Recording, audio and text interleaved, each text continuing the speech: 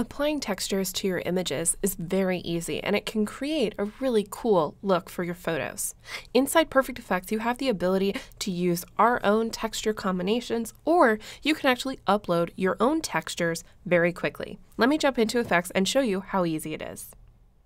Once you've got your image open into Perfect Effects, on the left-hand side of your screen, underneath the Presets tab, you'll see that there are a whole bunch of On1 presets that you can access.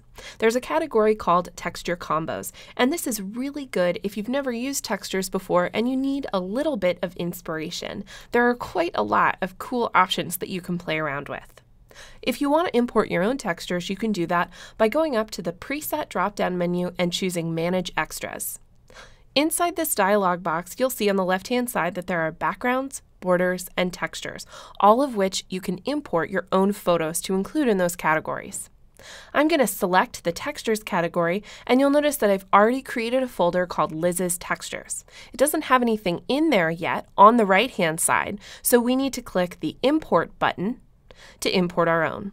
I have one right here called PDX1708, which I'm going to click and then choose Open so I can import it. It's going to ask which category I want to place it in, and it'll automatically choose Liz's Textures. We'll click OK.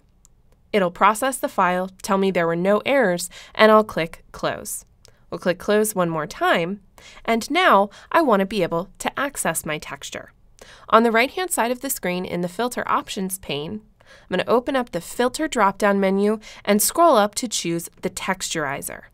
It'll apply a default texture, which is included in the photo suite when you get it, but I want to open up the Category drop-down menu. And right at the bottom of this menu, you'll see there's a section called My Textures, and there's my Liz's Textures category. We'll go ahead and choose that option.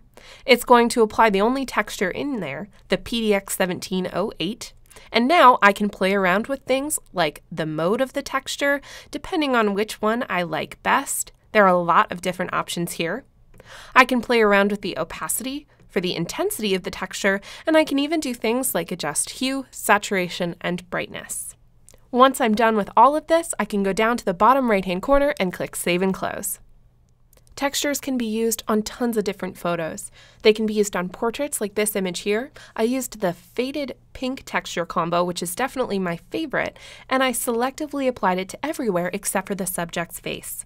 You can apply it to classic landscapes to get a grungier look, and I really like to apply it to urban landscapes specifically because it plays up all of the grunge that naturally happens in cities.